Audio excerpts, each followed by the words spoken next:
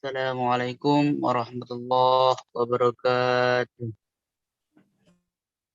Waalaikumsalam warahmatullahi Waalaikumsalam wabarakatuh. warahmatullahi wabarakatuh. Bismillahirrahmanirrahim. Wadduha wallayli idza saja ma wadda'aka rabbuka wa ma qala walal'akhiratu khairun laka minal ula walasawfa yu'tika rabbuka fatarda alam yajidka yatiman fa'awa wa wajadaka dhallan fahada wa wajadaka 'ailan fa'agna فأما اليتيم فلا تقهر وأما السائل فلا تنهر وأما بنعمة ربك فحدث صدق الله العظيم. Assalamualaikum warahmatullahi wabarakatuh. Waalaikumsalam warahmatullahi wabarakatuh. Maha benar Allah dengan segala firman-Nya. Baik, kita beranjak ke acara berikutnya, pemaparan sosialisasi yang akan disampaikan oleh tim dari Puskesmas kepada Bu Dokter. Kami persilakan teman-teman co-host boleh di hotspot. Ya, terima kasih. Baik, Assalamualaikum. Selamat pagi, Bu Guru dan adik-adik sekalian. Oke. Ya, pertama-tama, tak kenal maka kata sayang. Nama saya Dr. Citra dari Puskesmas Kelapa II. Terima kasih atas kesempatan yang diberikan kepada saya untuk menyampaikan sosialisasi mengenai vaksinasi COVID-19 untuk remaja.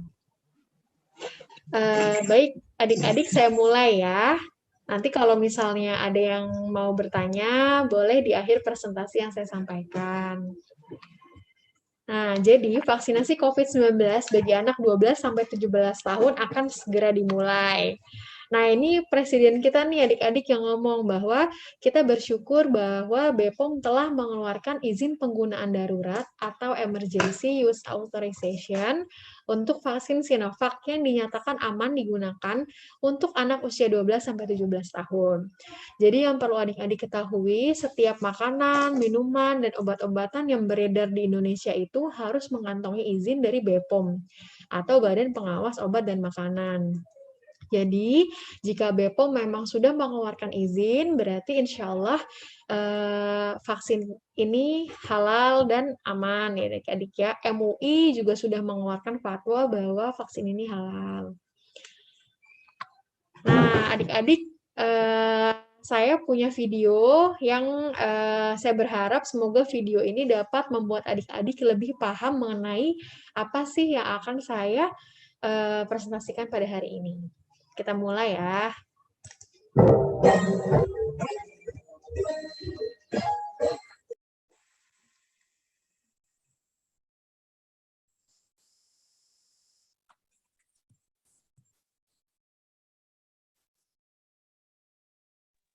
Gak ada suara, Miss.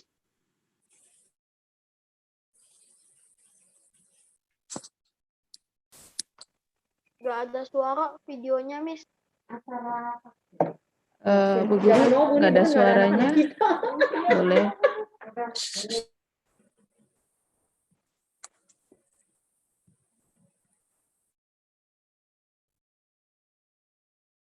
Bu Dokter, boleh diulang dari awal, tidak ada suaranya yang masuk ke audio. Oh ya, boleh. Di share Bu, screen. boleh sebentar ya, Bu. Paling kiri bawah ada share audio. share screen di paling kiri bawah ada share audio biar terdengar suaranya. Oh iya. Dah, saya coba dulu ya, Bu. Dengar adik-adik? Kedengaran. Udah, oke, good. Virus corona itu apa sih? Libur sekolah kali ini rasanya aneh deh. Gak boleh main ke taman, gak boleh ke mall, main sama temenku juga gak boleh. Ayah dan ibuku juga di rumah terus. Tapi kadang ibu harus belanja ke pasar. Terus ayah bilang ke ibu, "Ibu, nanti di pasar jaga jarak ya sama orang-orang." Jaga jarak? Kok kayak mobil sih? Dan waktu ibu pulang, aku berlari untuk memeluk ibuku. Tapi ibu malah bilang, "Jangan dekat-dekat ibu." Aku sedih. Orang-orang pada kenapa sih? Tapi akhirnya aku mengerti. Kalau jaga jarak itu penting. Karena kita sedang berusaha menghindari virus corona. Virus corona adalah virus yang baru ditemukan. Dalam bahasa Latin, corona artinya mahkota. Begitu virus corona masuk ke paru-paru, dia mulai merusak tubuh kita. Kita jadi sakit, demam, bersin, batuk-batuk. Ketika batuk, percikan ludah ikut keluar dari mulut kita. Virus corona dengan menumpangi percikan ludah kita masuk ke tubuh orang lain, kemudian menuju paru-parunya. Meskipun tidak semua orang jadi sakit, tapi virus corona dapat menempel pada siapapun. Ini pengembangannya doang baru ini. Ada di mana-mana. Pengen orangnya gurunya ngomong dong katanya gitu ya. Main Ada tinggal di lift yang kelihatan bersih dan mengkilap. Kalau ada orang yang mencet tombol, kemudian dia menyentuh mulutnya, virus corona bisa langsung masuk. Virus corona itu licik banget. Tapi aku tahu caranya biar terhindar. Salah satunya adalah dengan memakai masker. Ketika virus yang melesat ke arah kita, masker langsung menghalang mereka. Aku juga lebih sering cuci tangan pakai sabun alias CTPS. Aku sukanya bikin busa yang banyak untuk membunuh virus-virus itu. Dan begitu mereka mati, langsung kubilas dengan air bersih. Wih, aku menang! Aku menang! Tapi ada juga orang-orang yang tidak bisa jauh dari virus corona. Itu para petugas kesehatan, seperti dokter dan perawat. Dengan memakai alat pelindung diri, mereka berperang melawan virus corona setiap hari. Mereka tidak kebal, tapi mereka berani tulus membantu. Sama melawan virus ini. Pemerintah membuat peraturan agar kita semua selamat. Tenaga kesehatan bekerja siang malam demi kesehatan kita. Mari kita taklukkan virus corona bersama-sama. Tapi aku bisa bantu apa ya? Oh, aku tahu. Asal kita tetap di dalam rumah, virus tidak akan menyebar luas. Jadi, aku mainnya di rumah aja. Sementara orang dewasa berperang melawan virus corona dengan caranya masing-masing. Kita tunggu saat virus corona mengakui kekalahannya. Wah, jadi aku bisa main lagi.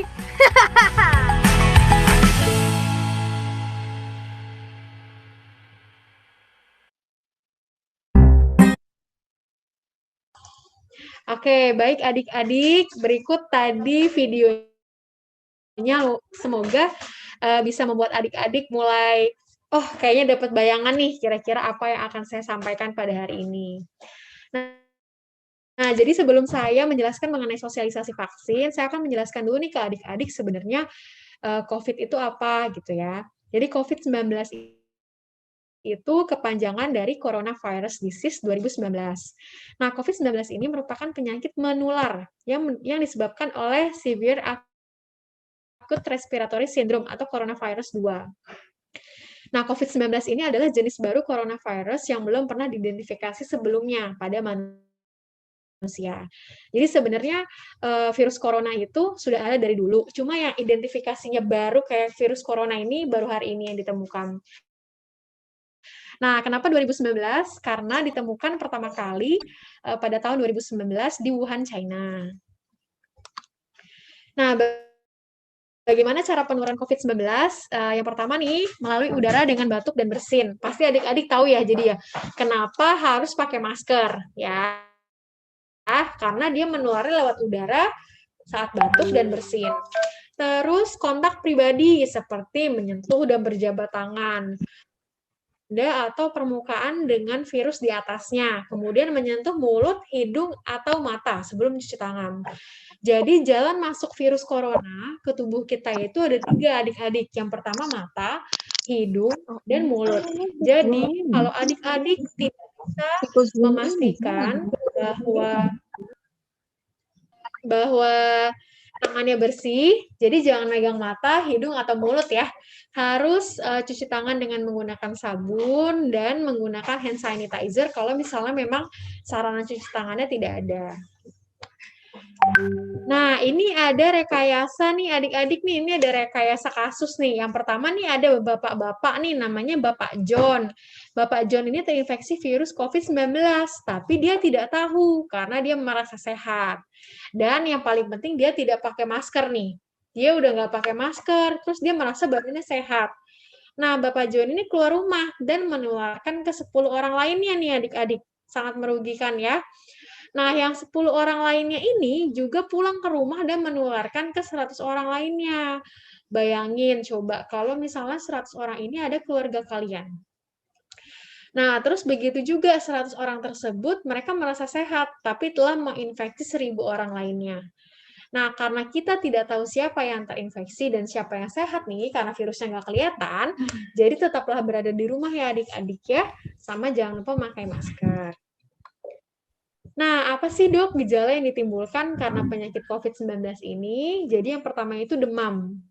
Nah, kenapa sih dok demam? Nah, demam ini terjadi karena itu sinyal tubuh. Jadi si tubuh ini mau ngasih sinyal bahwa, hey tubuh, ini lagi terinfeksi nih bakteri, atau lagi terinfeksi virus nih, makanya dia demam. Supaya kita tahu kalau badan kita tuh lagi nggak sehat nih, gitu. Jadi badan kita ngasih tahu kita kalau kita sakit dengan cara demam. Terus yang kedua batuk, ada sesak nafas juga, kelelahan, tubuh terasa sakit, sakit kepala, kehilangan rasa atau bau, dan sakit tenggorokan. Nah, adik-adik, gejala khas yang paling kelihatan nih kalau misalnya infeksi COVID itu adalah kehilangan rasa nih, pengecapan kita tuh sama sekali nggak bisa ngerasain, dan hidung kita nggak bisa nyium. Nah, itu adalah gejala khas dari penyakit COVID.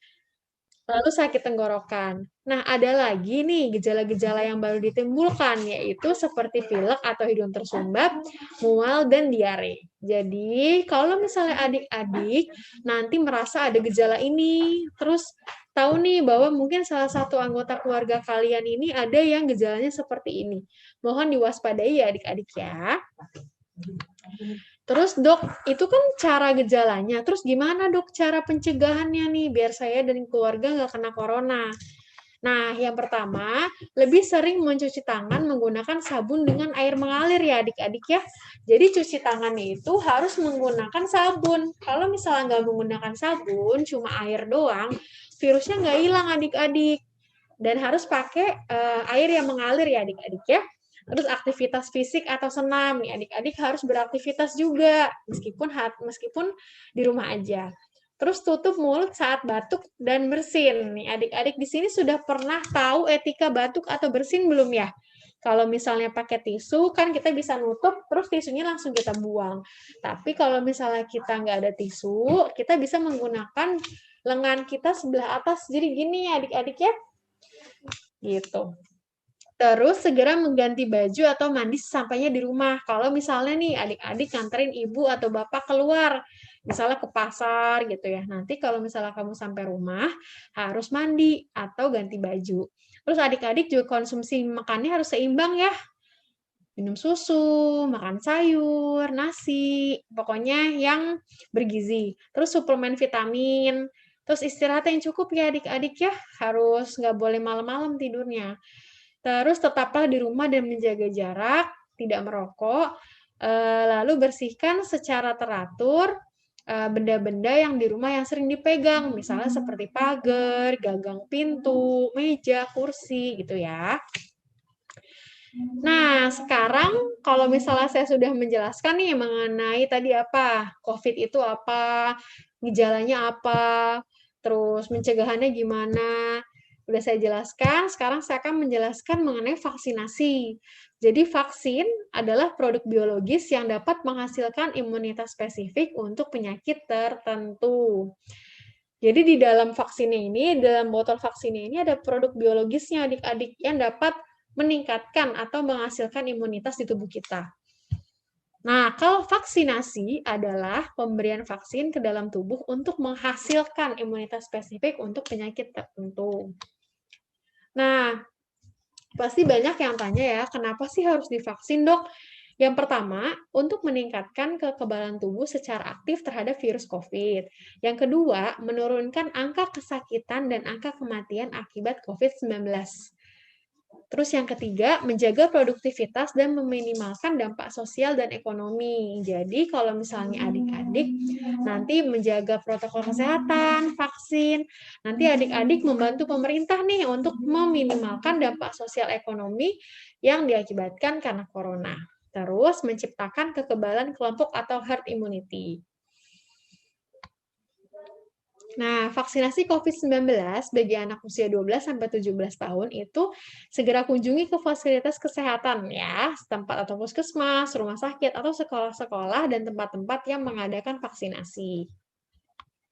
Nah, adik-adik jangan takut lagi ya, karena vaksinasi ini sudah resmi dari pemerintah nih, dari Kementerian Kesehatan Republik Indonesia. Jadi surat edarannya udah ada nih adik-adik mengenai vaksinasi tahap 3 bagi masyarakat rentan, seperti masyarakat umum. Pelaksanaan vaksinasi COVID-19 bagi anak usia 12-17 tahun. Nah, kalau adik-adik bertanya nih, Dok, saya mau divaksin apa gitu ya. Vaksin yang akan diberikan nanti adalah vaksin yang telah disetujui untuk usia 12-17 tahun, yaitu Sinovac. Berapa, Dok, disuntiknya? Sekalian akan disuntik 0,5 ml. Jadi, setengah mili ya. Nanti akan disuntikan selama 2 kali. Nah, antara suntikan yang pertama dengan suntikan yang kedua itu jaraknya 28 hari ya adik-adik ya. Nah, ini adalah alur pelayanan vaksinasi kalau misalnya kalian mau vaksin. Jadi pertama kalian datang nih ke tempat yang mengadakan vaksin, terus kalian ke meja pendaftaran untuk menunjukkan identitas. Terus ke meja 1. Nah, ke meja 1 ini ada screening dan vaksinasi. Jadi nanti kalian akan bertemu sama dokternya. Kalian akan dicek suhu, akan dicek tensi, dan ditanya-tanya mengenai riwayat penyakit kalian. Nah, nanti di meja 1 saat ketemu dokter, diharapkan pasien itu jujur ya terhadap riwayat penyakit. Nggak boleh ada yang disembunyiin, supaya tidak mendapatkan kejadian-kejadian yang tidak diharapkan nih saat setelah vaksin gitu. Nanti dokter di sini akan memutuskan bahwa adik-adik ini bisa nggak divaksin atau nggak bisa divaksin gitu. Nah, terus nanti setelah kalian vaksin, kalian ke meja 2 nih adik-adik. Nanti setelah kalian vaksin, kalian nunggu dulu 15 menit untuk melihat KIPI. Nah, KIPI ini apa, Dok? KIPI ini adalah kejadian ikutan pasca imunisasi. Misalnya apa? Pada beberapa orang, vaksin itu dapat mengakibatkan nyeri pada tempat suntikan, terus pusing sedikit gitu. Tapi sesuai dengan pengalaman saya di puskesmas selama saya mengadakan vaksinasi, efek samping yang ditimbulkan karena vaksin Sinovac ini ringan sekali ya. Nah, terus vaksin, ingat ya adik-adik ya, vaksin tidak membuat kita bebas dari COVID-19. Vaksin hanya mampu meminimalisir gejala yang ditimbulkan akibat COVID. Maka dari itu, selalu menerapkan protokol kesehatan ya adik-adik ya. Nah, protokol kesehatannya apa aja, Dok? Nah, pertama, sering cuci tangan pakai sabun, bekerja, belajar, dan beribadah di rumah. Yang ketiga, pakai masker bila sakit atau harus berada di tempat umum. Terus yang keempat, jaga jarak dan hindari kerumunan. Terus segera mandi dan ganti pakaian setelah tiba di rumah. Nah, gimana dok caranya meningkatkan imunitas tubuh dok? Yang pertama, konsumsi makanan-makanan yang gizinya seimbang ya adik-adik ya.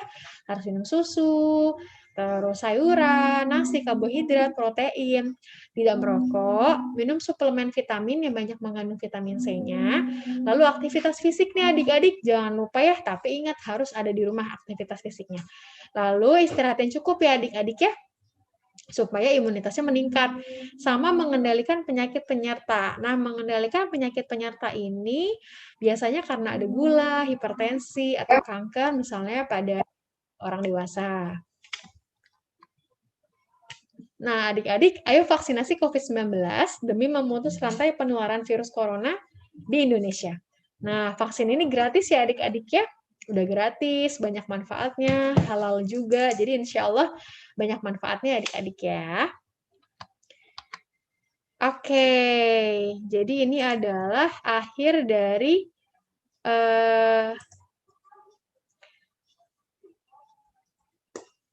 sebentar. Stop share. Oke. Itu adalah akhir dari PPT saya nih adik-adik presentasi. Mungkin kalau misalnya dari adik-adik sekalian yang mau bertanya, bisa diajukan pertanyaannya ke saya ya adik-adik ya. Terima kasih adik-adik. Wassalamualaikum warahmatullahi wabarakatuh. Waalaikumsalam warahmatullahi wabarakatuh. Ya, Ananda semua, apakah ada yang ingin ditanyakan berkait dengan vaksinasi yang akan nanti kita laksanakan pada tanggal 29 sampai 31. Miss buka 3 pertanyaan dulu ya. Assalamualaikum Miss Nelly. Waalaikumsalam, dengan Saya mau siapa? nanya. Ya, saya Bu Tusi, Miss. Oh, Bu Miss Tusi. Tusi. Ya, silakan Bu Tusi. Saya mau nanya Bu Dokter. Terima kasih Miss Nelly. Ya, Assalamualaikum Bu Dokter, mau nanya. Ya, Bu, silakan. Waalaikumsalam. Ya, terima kasih. Setelah anak terpapar COVID, kapan sih waktunya dapat menerima vaksin? Oke. Kira-kira berapa lama, Bu? Ya, terima kasih. Iya, sama-sama. Baik, Ibu, langsung saya jawab saja ya. Ya. Setiap pasien yang sudah terinfeksi COVID-19 bisa melakukan vaksinasi setelah 3 bulan dinyatakan sembuh.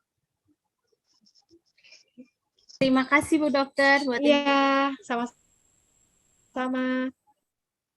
Oke. Bikin pertanyaan, Miss. Enggak, boleh bertanya, Nak. Bukan bikin pertanyaan. Boleh bertanya. Silakan mau bertanya, Ricci. Sudah tidak? Yang apa tuh? Jadi COVID-19 itu jadi mahkota itu. Ya, gimana Ricci? Ya, kenapa Ricci? Ya, kenapa Ricci? Kenapa mahkota? Kenapa nih mahkota nih? Nggak tahu, Miss. Tadi ada di penjelasannya. Oh, gini. Ya, Jadi, tertarik dengan mahkota, kata mahkota. Pertanyaannya Ricci bagus nih, out of the box ya. Kenapa mahkota nih, Dok nih? Nah, jadi gini adik-adik, biasanya para ilmuwan kita itu memberikan nama sebuah virus atau nama sebuah bakteri itu dari bentuknya nih, Ricci. Jadi bentuknya si virus corona ini kayak mahkota. Nah, jadi kalau mahkota itu bahasa Latinnya atau bahasa medisnya itu corona. Nah, jadi virus corona ini karena dia bentuknya kayak mahkota, makanya dia diberikan namanya jadi virus corona gitu. Karena bentuknya kayak mahkota. Nanti kalau misalnya Ricci jadi ilmuwan nih, suatu saat nanti Ricci ngasih nama nih buat suatu virus atau suatu bakteri, nanti juga ada tuh aturannya. Apakah nanti ngelihat dari bentuknya, apakah nanti ngelihat dari sifatnya, gitu sayang. Miss. Oke, Ricci, bagaimana penjelasannya, paham? Jadi kita nggak boleh megang mahkotanya, Miss. Ya, bukan mahkota yang seperti Ricci lihat di sayang. Ya, mahkota. Ricci, jadi gini, virus corona itu kan bentuknya kayak mahkota. Namun sayangnya virus corona ini kecil banget. Jadi kita tuh nggak bisa ngelihat sama sekali. Jadi kita nggak bisa tuh ngelihat mahkotanya, Ricci. Saking kecilnya virusnya gitu. Oke, paham ya Ricci ya? Udah paham kayaknya. Udah diam berarti. Berarti sudah paham. Ya, ada lagi Ananda semua yang mau bertanya? Saya Miss. Dari, sebutkan nama, Nak. Nafisa Miss. Nafisa. Oke, Nafisa. Oke, Miss Spot dulu. Oke, silakan. Nak. Kan sekarang corona itu sama kayak SARS sama MERS gitu nggak sih, virus yang kayak dulu gitu? Oke, baik Miss dan Nafisa ya. Wah, ini excellent question banget nih. Bener-bener SARS sama Mars ya. SARS ya. Nah, jadi gini, adik-adik, jadi sebenarnya COVID-19 itu disebutnya SARS-CoV-2. Nah, berarti SARS-CoV-1-nya udah ada gitu kan. Tadi seperti yang di penjelasannya, jadi virus corona ini sebenarnya udah ada dari lama, tapi yang bentuknya baru banget nih, kayak yang kita temui ini baru kali ini. Nah, perbedaannya adalah kalau misalnya SARS-CoV-2 ini, dia tuh daya menularnya lebih tinggi, dan daya kematian yang dihasilkan itu juga lebih tinggi. Jadi, kalau misalnya kita di Indonesia, apalagi dari pandemi kayak gini, jadi harus memahami kalau SARS-CoV-2 ini memiliki daya tular atau daya penularan lebih tinggi daripada SARS-CoV-1 sama MERS ya. Terus terus kalau misalnya yang MERS itu kan dia juga ini ya, ada tempatnya. Kenapa disebutnya MERS? Karena Middle East. Jadi MERS itu kepanjangannya Middle East Respiratory Virus gitu. Jadi itu dari Middle East. Middle East itu kan dari Asia gitu. Kayak Arab gitu-gitu. Kalau misalnya SARS-CoV-2 sama, cuma dia daya tularnya dan daya bisa menimbulkan angka morbiditas dan angka mortalitasnya itu lebih tinggi lagi gitu. Makanya disebut pandemi di seluruh dunia. Gitu, Nafisa. Oke, baik. Ada lagi Ananda yang ingin bertanya dari kakak SMA, adakah yang ingin ditanyakan terkait mungkin siapa ini dengan mau nanya, Miss. Mohon maaf. Matthew dari kelas 94. Siapa namanya? Matthew dari kelas 94. Matthew dari kelas 94. Bentar ya, Miss Edspot. Oke. Silakan Matthew. Oke, Miss, misalnya kalau misalnya vaksin apa sih? Gimana jelasnya? Misalnya tingkat efektivitas vaksinnya besar, kayak 90%-an lah. Kalau memang itu benar-benar ngaruh ke COVID-nya, kenapa nggak semua negara pakai vaksinnya yang tingkat efektivitasnya besar? Kan Indonesia kan kebanyakan Sinovac yang 60%-an. Kalau memang tingkat efektivitasnya semakin tinggi, dan itu benar-benar ngaruh ke COVID-nya, kenapa nggak semua negara kayak pakai Pfizer gitu, yang 80%, 90% gitu. Kenapa kayak Indonesia Sinovac yang memang 60%? Itu aja, Miss. Oke, baik. Silakan langsung dijawab. Oke, baik. Ini namanya siapa tadi? Matthew Rumangkang ya? Iya, betul. Iya. Boleh lihat mukanya nggak, Matthew? Hai, kamu pinter banget deh, sumpah. Keren. Gitu. Udah searching ya? Oh iya, keren. Gini adik-adik, jadi semua yang Matthew bilang ini bener loh, bener. Sinovac itu memiliki efektivitas sekitar 65%. Memang lebih rendah ya kalau misalnya kita bandingkan dengan vaksin lain seperti Pfizer, Moderna, AstraZeneca. Nah, tapi berdasarkan penelitian yang saya baca juga, Sinovac ini memiliki efek samping yang sangat rendah, lebih rendah daripada vaksin lainnya. Sama yang kedua, adik-adik gini, kalau misalnya vaksin itu kan tadi berdasarkan definisinya ya, vaksin itu kan isinya produk biologis, artinya produknya itu biologis, artinya ada sesuatu, dia hidup gitu. Nah, si Sinovac ini, dia tuh kita sebutnya inactivated vaccine. Jadi dia tuh virus corona, tapi dia udah diinaktivasi.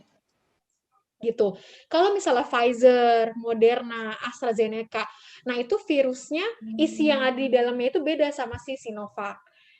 Sama yang perlu diketahui adalah, sebuah vaksin itu harus memiliki media penyimpanan.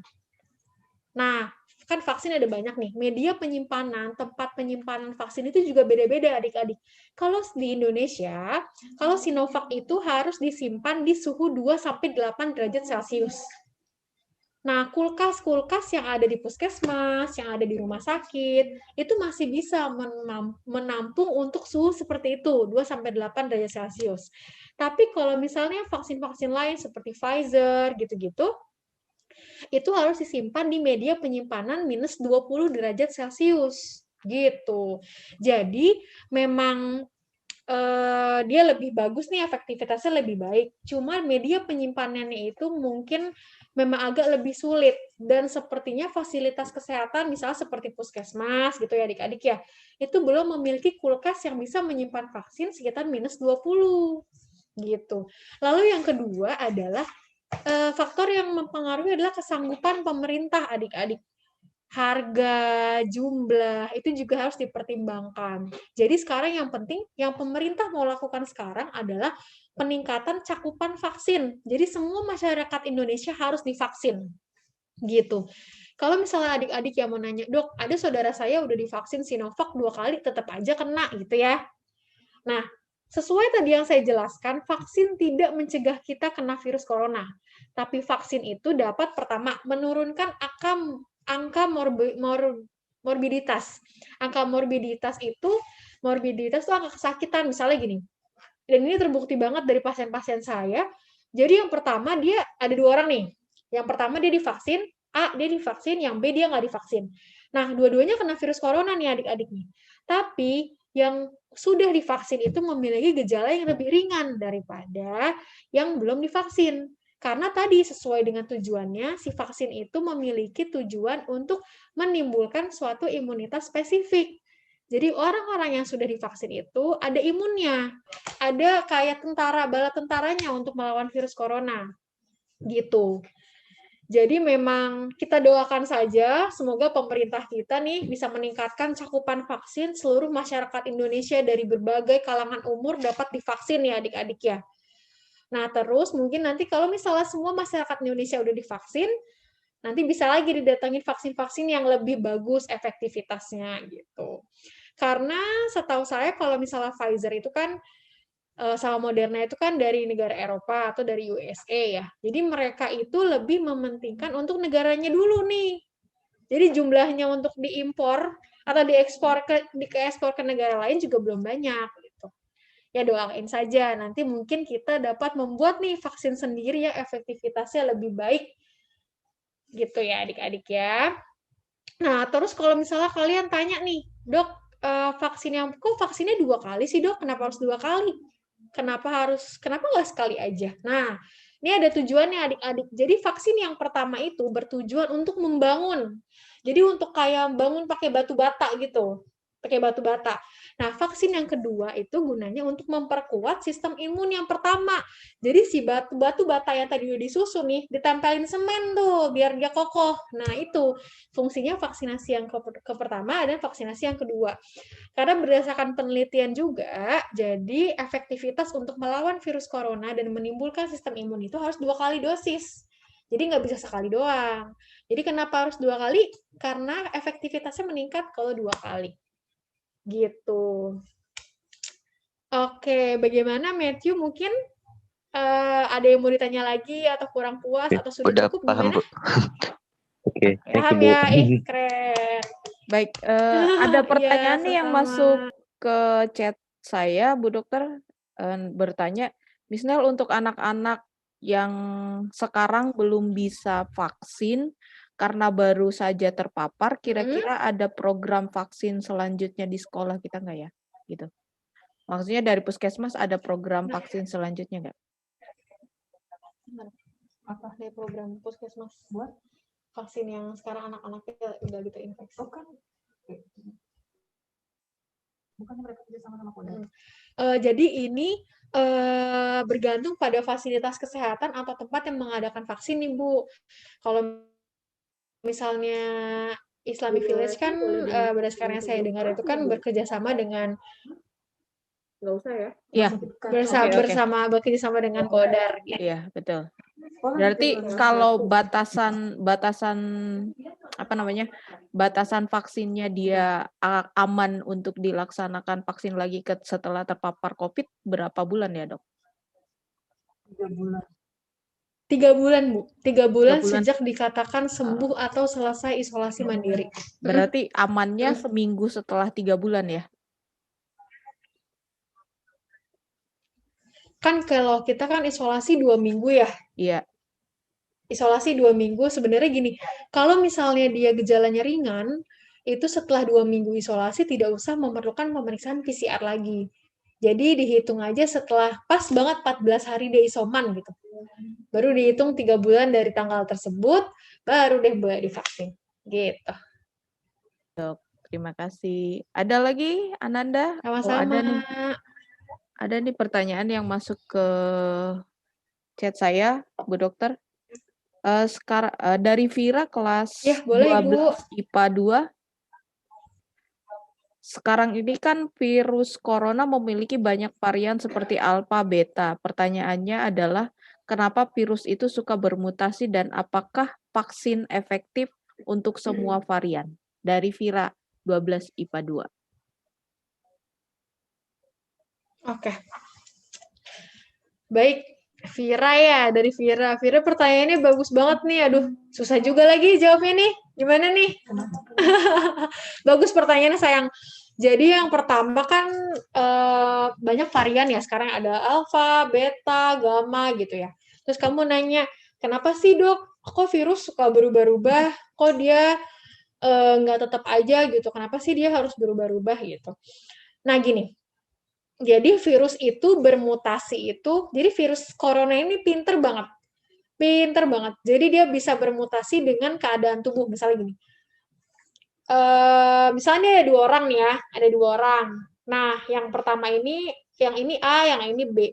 Nah, nanti misalnya si A ini, dia bermutasi, dia terinfeksi penyakit virus corona nih.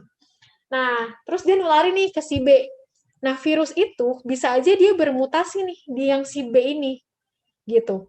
Nah, kenapa kalau misalnya Vira tanya, kenapa sih dok virus bisa bermutasi? Karena itu sesuai dengan badan masing-masing gini. Kalau misalnya varian Delta itu kan yang kita tahu, dia kan dari India ya. Nah, India itu kan udah kayak, kalau misalnya waktu itu berita itu kayak tsunami COVID ya disebutnya. Karena dia habis yang prosesi adat yang Sungai Gangga itu ya, kalau misalnya kalian pernah baca beritanya. Nah, saking banyaknya orang yang kena itu tuh si corona bilang, "Ye, asik, asik, banyak bangsa nih, banyak bangsa." Nah, kalau dia semakin banyak yang diserang itu, semakin banyak tuh dia mutasinya. Gitu. Jadi keadaan tubuh seseorang itu juga dapat mengakibatkan si virusnya itu bermutasi. Nah, dan yang harus kalian tahu, si virus itu bukan benda hidup ya adik-adik ya. Nggak sama kayak manusia. Jadi virus itu dapat hidup kalau dia punya inang. Misalnya gini, virus itu nempel nih di HP, di sini nempel. Nah, ini butuh cuma 3 jam, habis itu virusnya mati. Karena si HP ini bukan makhluk hidup. Si virus itu butuh inang untuk hidup. Gimana caranya? Jadi dia harus masuk ke dalam tubuh manusia, baru dia bisa bereplikasi atau memperbanyak diri, dan bisa mengadakan mutasi gitu. Kalau misalnya kita batuk nih, nggak pakai masker, terus si virusnya itu ke HP atau ke meja, itu virusnya nggak bisa bermutasi, nggak bisa hidup. Dia akan bertahan, kalau nggak salah yang di benda itu sekitar beberapa jam gitu. Makanya itu kita harus sering membersihkan meja atau benda-benda yang sering dipegang, itu menggunakan desinfektan. Gitu. Makanya kalau kita nggak bisa memastikan bahwa tangan kita ini bersih, jangan sekali-sekali pegang mata, hidung, atau mulut. Kita harus bawa hand sanitizer kemana-mana, karena kan kalau air mengalir nggak bisa selalu ada di mana-mana ya adik-adik ya. Jadi harus pakai hand sanitizer gitu. Jadi virus itu makin bermutasi, harus lebih hati-hati lagi. Banyak negara, mungkin di India tuh tadinya varian Deltanya nggak nyampe nih ke Indonesia. Gitu. Tapi karena ada orang India yang masuk, akhirnya si varian Delta itu masuk deh ke Indonesia. Gitu. Sama, itu kan pertanyaan yang pertama ya. Tadi yang pertanyaan keduanya apa ya, Bu? Saya lupa. Pertanyaan pertama kan kenapa virus bisa bisa bermutasi ya?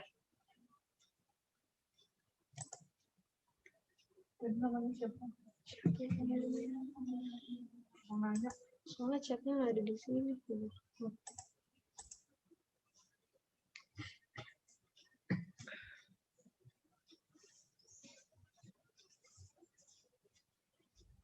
Ya, Tadi pertanyaan yang keduanya apakah apa? vaksin Bu, saya lupa efektif Bu tadi. untuk semua varian?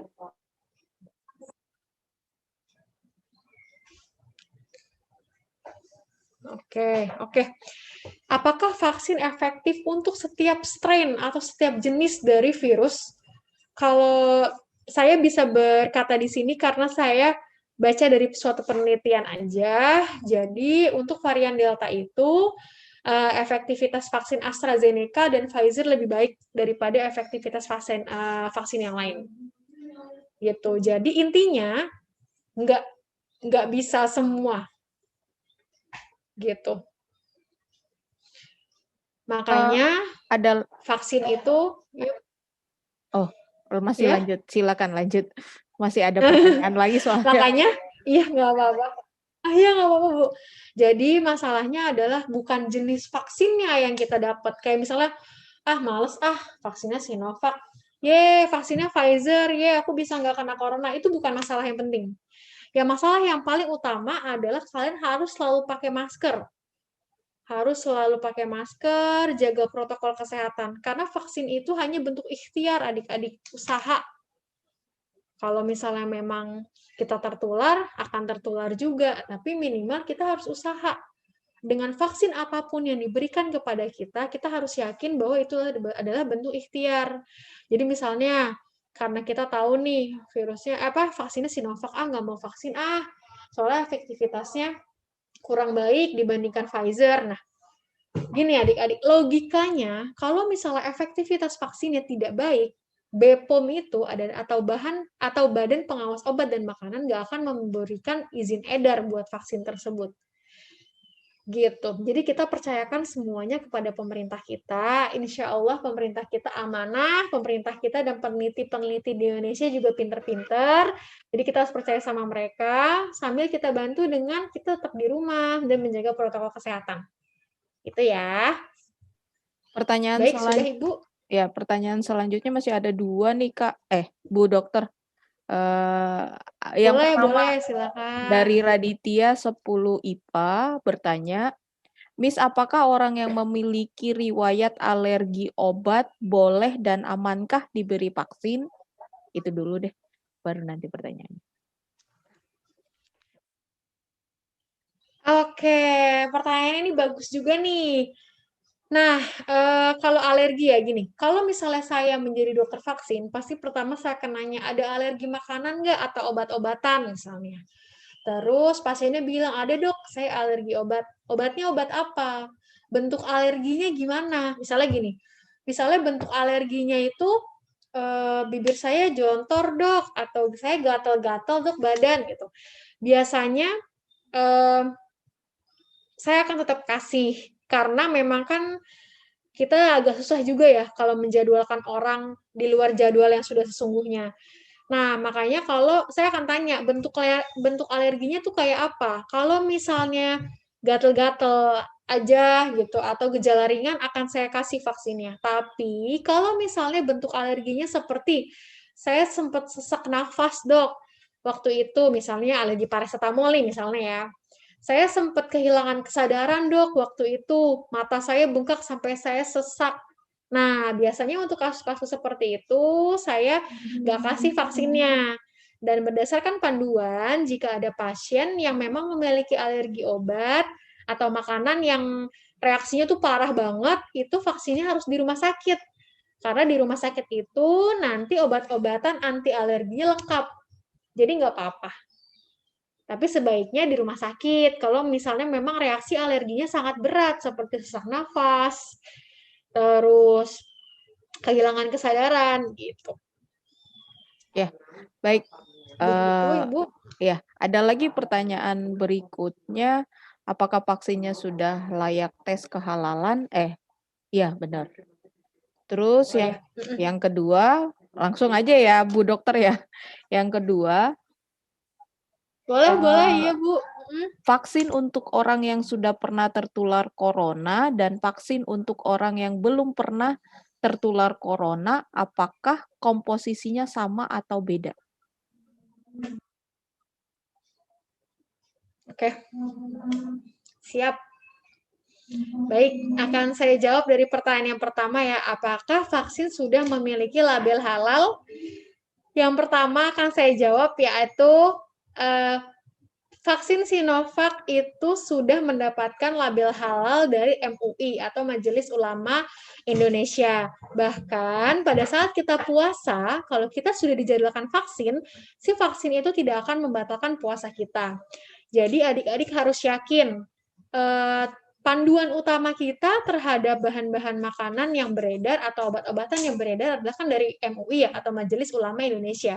Jadi kita harus meningkatkan kepercayaan kita kepada badan pemerintah yang memang ditugaskan oleh Presiden untuk mengatur kehalalan sebuah makanan atau obat-obatan. Jadi insya Allah amanah ya adik-adik ya, insya Allah halal. Kan karena kita puasa, terus kita divaksin aja, MUI udah bilang itu nggak apa-apa, tidak membatalkan puasa. Karena izin kedaruratannya itu, karena sekarang lagi pandemi gitu.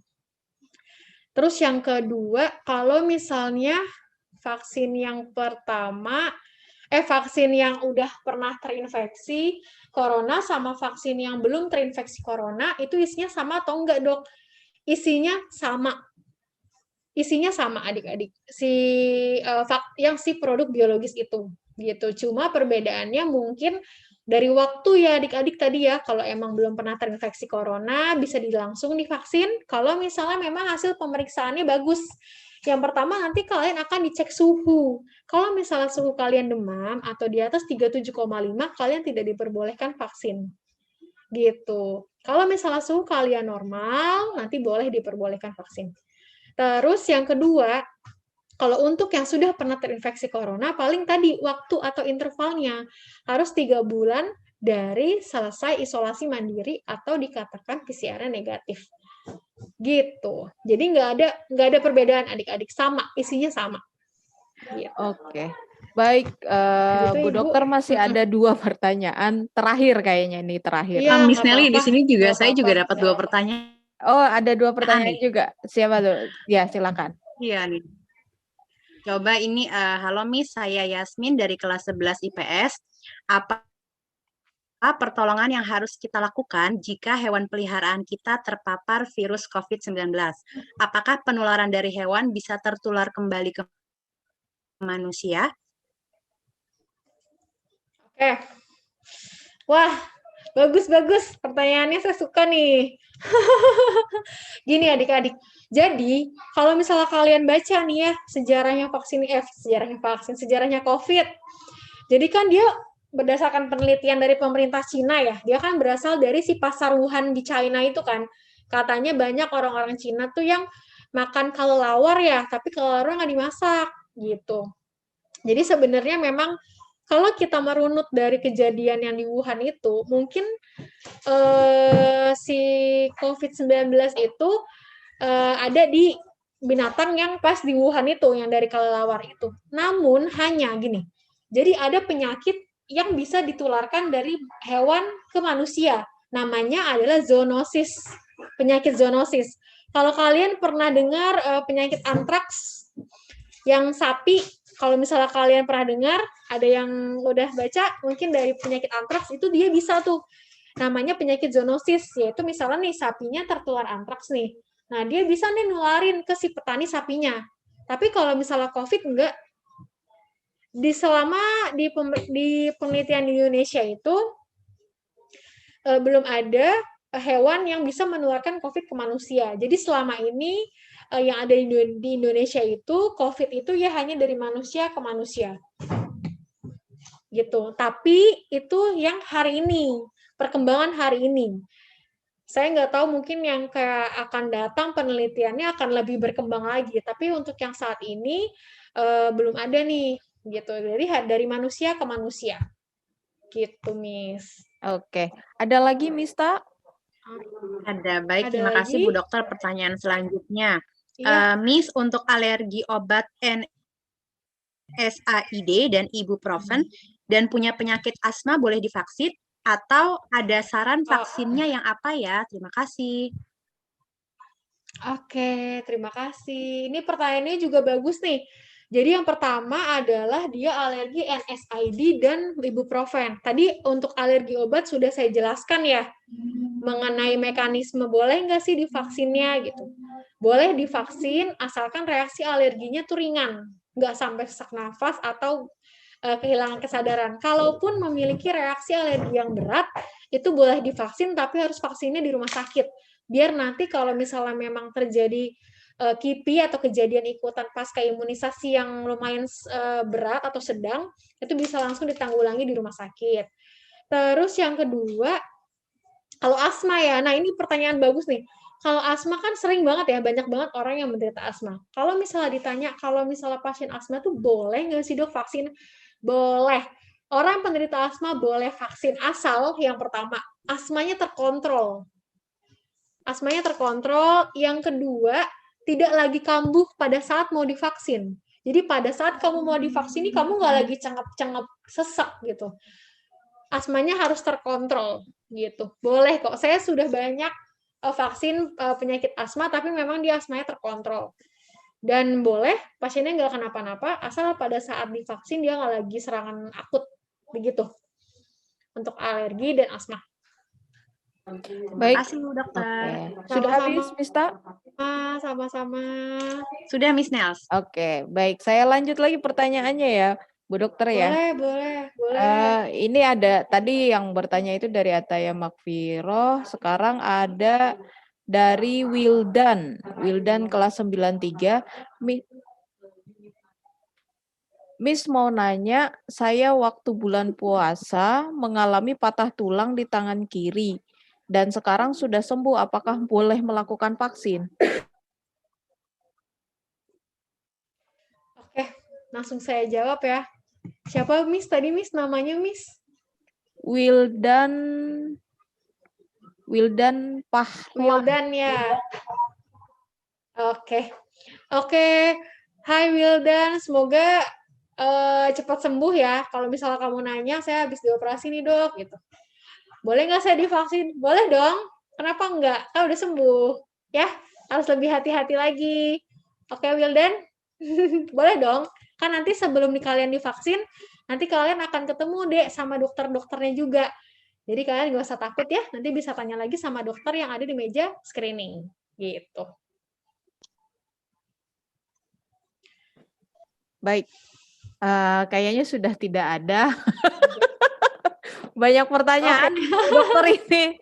Baik, terima kasih. Nggak apa-apa. Bagus. Ya, terima kasih atas penjelasannya. Waktunya udah lebih dari 10 menit ini dari jam 10. Iya. Alhamdulillah sesi untuk sosialisasi kita sudah kita tuntaskan hari ini. Kita beberapa siswa tidak bisa bergabung, kita izin share rekamannya, boleh ya dokter ya? Boleh. Terima kasih. Silahkan. Oke, baik. Saya tutup ya untuk teman-teman dari Puskesmas. Tapi sebelumnya ada satu sambutan dari perwakilan Dikdasmen. Saya persilakan kepada Bu Nunung Iswatun.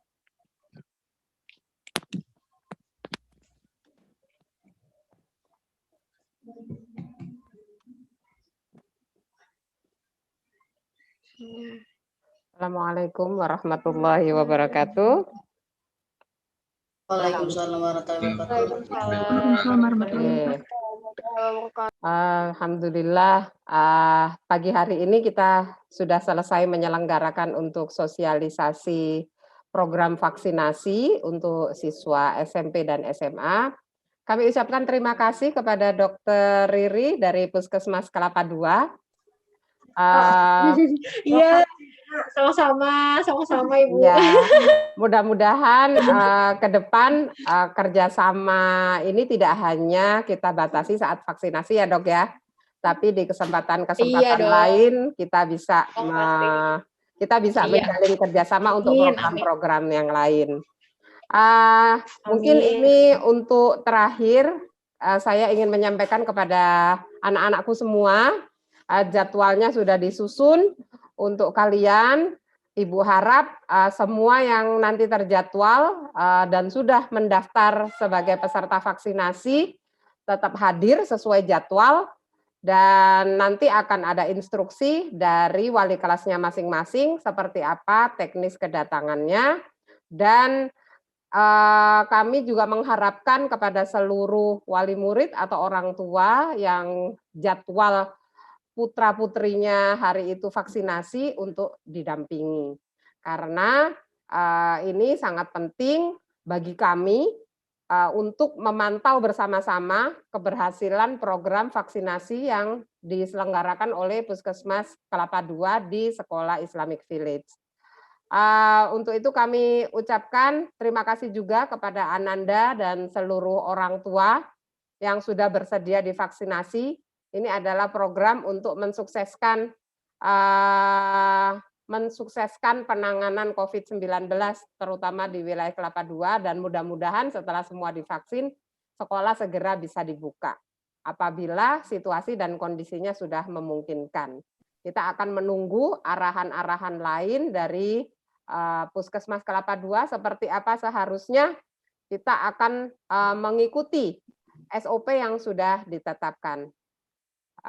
Dari saya mungkin cukup itu, Dokter. Terima kasih. Kita tunggu kehadirannya di hari Kamis untuk memantau pelaksanaan vaksinasi, dan kami mohon diarahkan seperti apa, ada yang kurang atau lebihnya, mohon untuk diarahkan. Akhirul kalam, wallahul muwafiq ila aqwamit thoriq. Wassalamualaikum warahmatullahi wabarakatuh. Waalaikumsalam warahmatullahi wabarakatuh.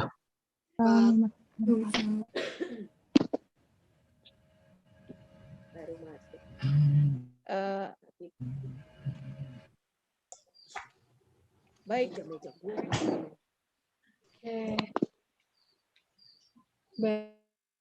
Baik, Ibu.